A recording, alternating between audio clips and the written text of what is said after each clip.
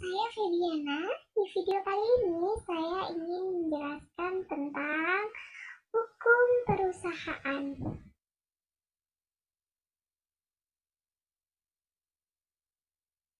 Dalam pasal 1 huruf B Undang-Undang Nomor 3 tentang tahun 1982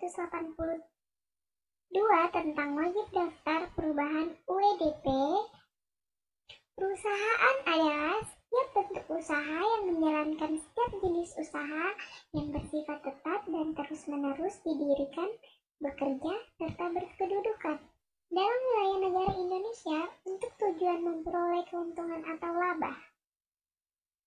Adapun menurut Profesor Munglengraf, perusahaan adalah keseluruhan perbuatan yang dilakukan secara terus-menerus bertindak keluar untuk mendapatkan penghasilan dengan cara memperniagakan barang-barang, menyerahkan barang-barang, atau mengadakan perjanjian-perjanjian perdagangan. Di sini Munglengraf memandang perusahaan dari sudut ekonomi. Ada juga pendapat menurut para ahli, yaitu Kansil tahun 2001 ayat 2. Pengertian perusahaan menurut Kansil adalah setiap bentuk badan usaha yang menjalankan setiap jenis usaha yang bersifat tetap dan terus-menerus dan didirikan, bekerja, serta berkedudukan dalam wilayah negara Indonesia untuk tujuan memperoleh keuntungan atau laba.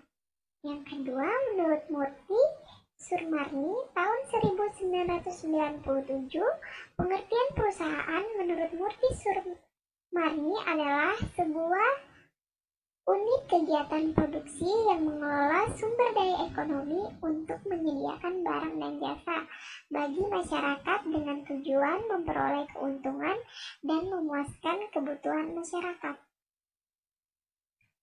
Unsur-unsur yang terdapat di perusahaan yang pertama, ada badan usaha. Badan usaha yang dimaksud adalah menjalankan kegiatan perekonomian, mempunyai bentuk hukum tertentu seperti perusahaan dagang, firma, persekutuan, CV, perseroan terbatas, perusahaan umum, perusahaan perseroan, dan koperasi. Dan yang kedua, ada kegiatan dalam bidang ekonomi. Yang dimaksud di sini kegiatan yang meliputi bidang perindustrian, perdagangan, perjasaan, pembiayaan yang dapat dirinci sebagai perindustrian, meliputi kegiatan antara lain eksplorasi dan pengeboran minyak, penangkapan ikan, usaha perkayuan, barang kerajinan, makan dalam kaleng, obat-obatan, kendaraan bermotor, dan rekaman dan perfilman, serta percetakan dan penerbitan. Dan yang ketiga, ada terus-menerus. Yang dimaksud di sini adalah kegiatan dalam bidang perekonomian itu dilakukan secara terus-menerus, artinya sebagai mata pencarian yang tidak insidental dan buat pelaksanaan sambilan. Dan yang keempat, ada yang bersifat tetap. Yang dimaksud di sini, kegiatan itu tidak berubah atau berhenti dalam waktu yang singkat, tetapi untuk jangka waktu yang lama, seperti dalam jangka waktu 5 tahun, 10 tahun, 20 tahun. Dan yang kelima, ada terang-terangan. Yang dimaksud di sini ditunjukkan kepada yang diketahui umum, bebas berhubungan dengan pihak lain, diakui dan dibenarkan oleh pemerintah berdasarkan undang-undang.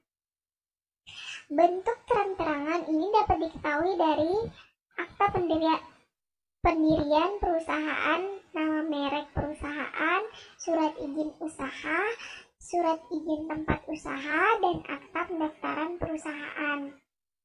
Dan ada yang keenam, yaitu keuntungan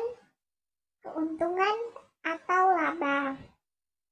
Yang dimaksud di sini ekonomi yang menunjukkan nilai hasil yang diperoleh dari modal yang diusahakan.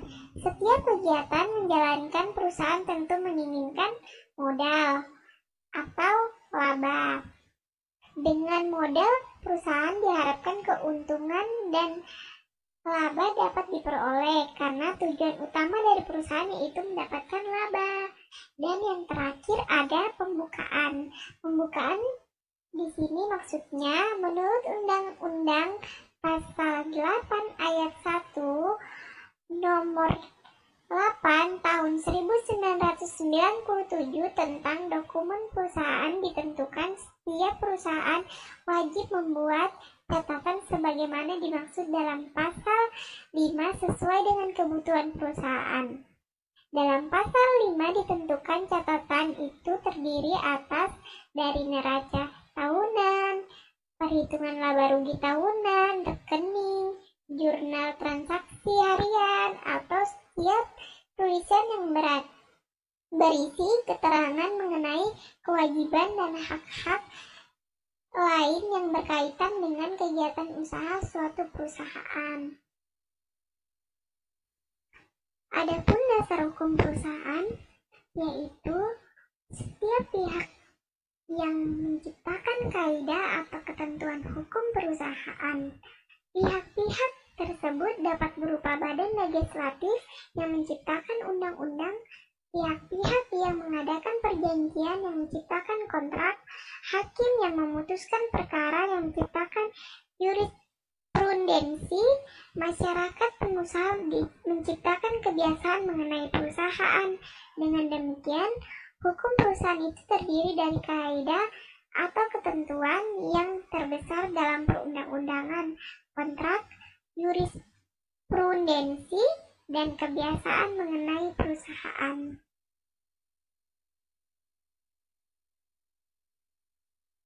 Perusahaan perseorangan dan persekutuan perdata. Perusahaan perseorangan adalah perusahaan swasta yang didirikan dan dimiliki oleh satu pengusaha dan yang terdiri atas perindustrian, perdagangan, dan perjasaan. Next, hukum perusahaan. Yang pertama ada firma dan persekutuan komanditer atau CV. Diatur dalam KUHD, dagang, dan tidak termaksud badan hukum. Yang kedua ada perseroan terbatas diatur dalam Undang-Undang Nomor 40 Tahun 2007 termaksud badan hukum kategori badan usaha milik swasta. Dan yang ketiga ada koperasi yang diatur dalam Undang-Undang Nomor 25 Tahun 1992 termaksud badan hukum kategori badan usaha milik swasta. Dan yang keempat ada Perum dan Persero diatur dalam Undang-Undang Nomor 9 Tahun 1969 termaksud badan hukum kategori badan usaha milik negara. Adapun persekutuan perdata. Perusahaan persekutuan didirikan dan dimiliki oleh beberapa orang pengusaha yang bekerja sama dengan dalam satu persekutuan. Next, ada jenis-jenis badan usaha. Yang pertama ada badan usaha tidak berbadan hukum, dan yang kedua ada badan usaha berbadan hukum. Badan usaha yang tidak berbadan hukum terdiri atas firma, perseroan, komanditer atau CV. Yang kedua ada badan usaha berbadan hukum terdiri atas perseroan terbatas, koperasi, yayasan, BUMN, dan BUMD. Badan usaha tidak berbadan hukum. Yang pertama terdiri dari firma. Apa itu firma? Firma adalah persekutuan perdata yang didirikan untuk menjalankan perusahaan dengan nama bersama, terdapat dalam pasal 16 KUHD. Dan yang kedua ada perseroan komanditer atau CV. Persekutuan komanditer atau CV adalah firma yang mempunyai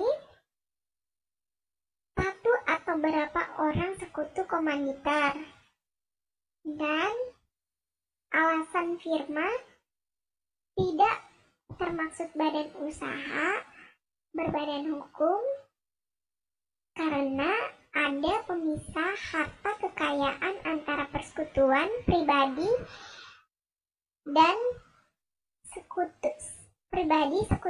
Setiap sekutu bertanggung jawab pribadi untuk keseluruhannya. Next, tidak ada keharusan pengesahan akta pendirian oleh Menteri Hukum dan Hak Asasi Manusia. Persekutuan komanditer memiliki dua macam, yaitu sekutu komplementer dan sekutu komanditer. Next, ada macam-macam PT. Yang pertama ada PT tertutup, yang kedua ada PT terbuka, yang ketiga ada PT umum, dan yang terakhir ada PT perseorangan. Demikian akhir presentasi saya, semoga bermanfaat untuk kita semua. Terima kasih atas perhatiannya, kurang lebihnya mohon maaf. Jangan lupa subscribe.